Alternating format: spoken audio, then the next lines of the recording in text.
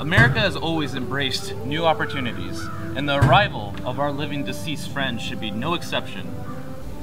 Reanimated Americans have the same rights to education and healthcare as the living. They need us to fight on their behalf for training and to unionize our zombie citizens, ensuring fair pay and benefits for all Americans. This election, tell those bigots in Washington that real Americans stand united, living or dead.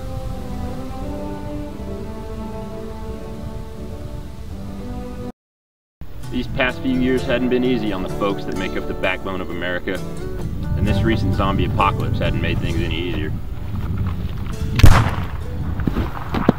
It's no secret that the United States is infested with the undead. Those bureaucrats in Washington are still trying to push a legislation that's going to take away your right to bear arms, leaving you with nothing but clubs and crossbows to protect your loved ones and family.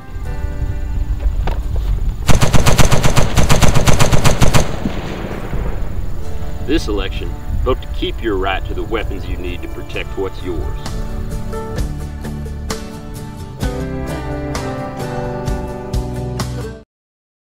Like most Americans, you probably have a lot on your mind. The economy, unrest in the Middle East, and now, of course, the dead returning to walk the earth with a hunger for human flesh.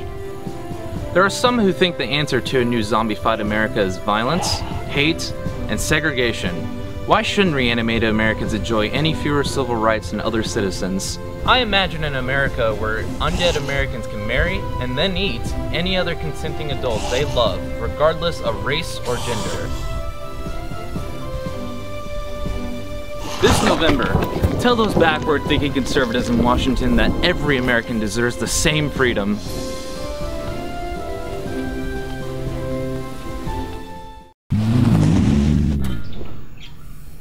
Every day, more of these illegal zombies rise to the surface with no form of identification or documentation, and it's a problem we can no longer bury. Hordes of evil creatures cast out of hell in search of human brains for nourishment, and you can bet, after they get our brains, what they're gonna take next: our jobs. This November, tell those liberals in Washington it's time to take a stand against the Army of Darkness.